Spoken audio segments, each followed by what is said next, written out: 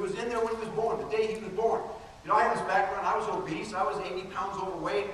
I was a fat kid. I lived in a very dysfunctional home, dysfunctional dads, if you call them that. And I'm in this closet trying to figure out what's going on in my life, but knowing that some little voice saying someday you're going to do something great with your life. Now, I didn't grow up. I wasn't born going, God, I want to be in multi-level marketing. You know, I didn't say, what do you want to do in multi-level marketing? Did anybody say that? I didn't, right? I didn't expect that to be a business I do. You know, I want to be a professional baseball player. You know, I want to do something like that, but all of a sudden I get this business introduced to me, and I get it from the beginning. And what I got was, my why was, I had to break the chains of my past. I had to find a way to change my life. And when someone came into my life and said, I'm willing to help you change your life and do the things that you've always known you're supposed to do, I bought into that. That started my business. And I found out I could probably find 6 people who were in the same place I was, that had this DNA they were born with, no opportunity, no real ability to accomplish at the level I needed to so I could have the freedom to be involved in people's lives. And so once I got that, the business was simple for me. We don't worry about no's when our dream's big. You know, some of you need to think about it. If you knew you couldn't fail, how big would you dream? And some of us, our dreams just aren't big enough yet. We haven't enlarged them enough. And so every little thing that comes along, a person says no to you, you fall apart. We have a bad day, so we get discouraged, right? Because the dream hasn't become big enough. Because when you know that you know that you know where you're supposed to go and what you've been designed to do and the masterpiece of your life that you've been created to do and to accomplish, then nothing else matters. It's just a matter of time getting there. And I used to use the term in my business, my game plan was I was going to indebt my business to me. In other words, my business owed me because of what I did in it. At the end of a month, I knew I could be patient on my growth because I did everything possible to succeed. So along with a dream, we need a game plan. And once you have that game plan, then you indebt your business to you. You look at people here making 6 figures in this business.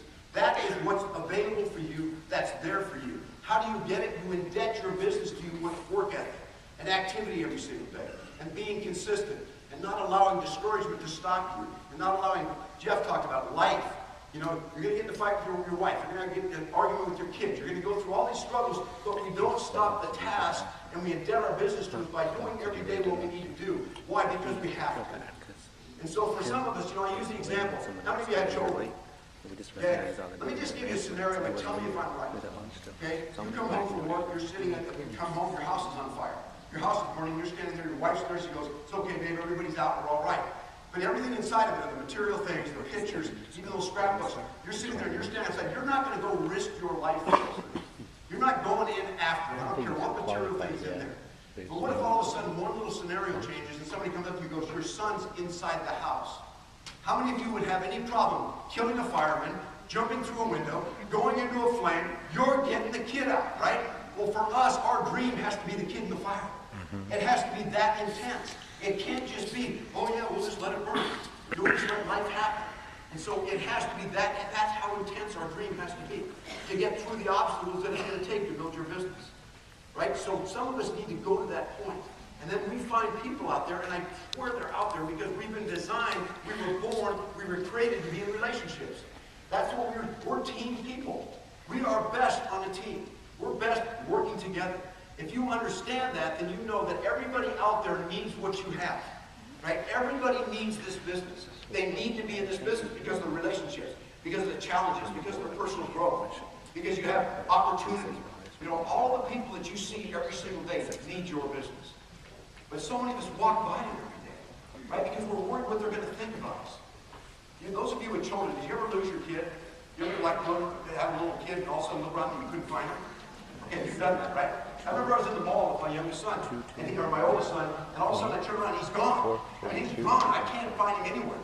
I mean, I am literally in this clothing store, knocking over racks, screaming at the top of my lungs, Taylor!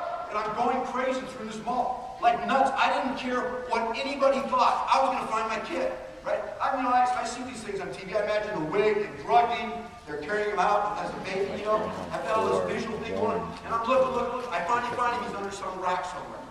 But at that moment, I could have cared less what anybody thought about me. Because I had one thing to do, find my kid. That's the dream. We have to get to the point where we know that I've got to find that. Because from the time I was born and growing up, I knew I was going to do something great with my life.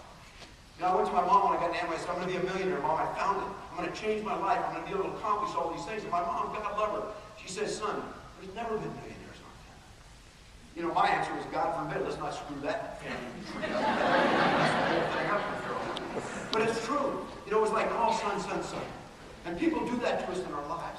And people do it to all the people around you that you walk by every single day. They're sitting there, and you know what? They're living a quiet life of desperation. A quiet life of desperation. And I think Jeff said in the beginning today, no, it was Jeff Amber's. It's not about you. If you understand it, it's not about you. How did I build a big business? I got that in the beginning. It was never about me. It was about the little truck car I found on the side of the road and became a multi-millionaire in Amway, and he had no teeth. And he didn't even, the guy had nothing in his life but a dream and hope. How do you know who those people are? We don't. But every single time you go out, you do a prospecting, and you're out there and you're doing exposures with people. Those people are precious people who are dying on the inside to change their lives. They want to look physically. They want to get in better shape physically. They want to be alive for their children. A lot of them are men like me that want to break the chain of their life and just give me a shot and let me change my life. Right? I'm tired of being frustrated. I'm tired of being a loser. You know, a guy said to me once, if it's not better for your kids than it was for you, you failed. And I'm going, man, that's so true, and I don't want to fail in my life.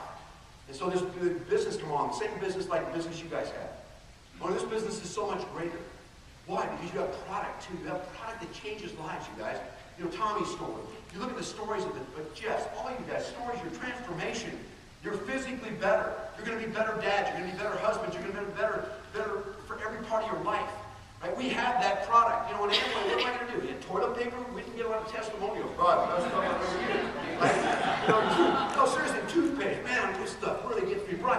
You know, people are up there talking about all the products that Amway had. You know, oh, this soap, smell my clothes. This is good stuff, right? It wasn't life transformation.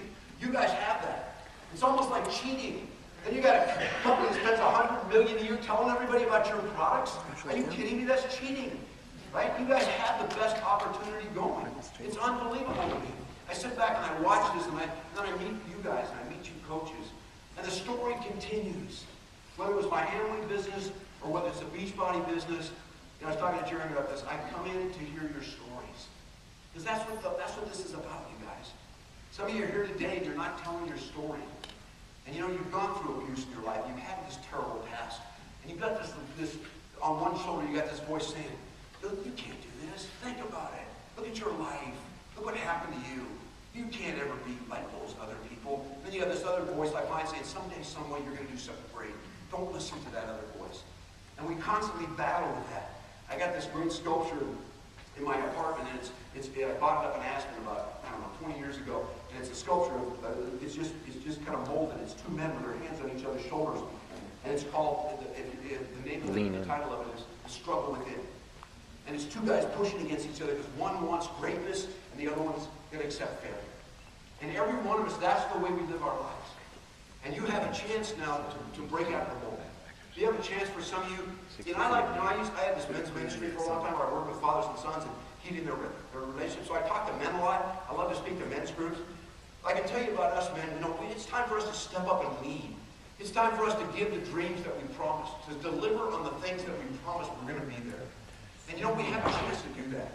And then our self-esteem sometimes just doesn't allow us to go there. You were not designed to fail in this business. Failure is not an option. But some of us need to put timelines on our goals.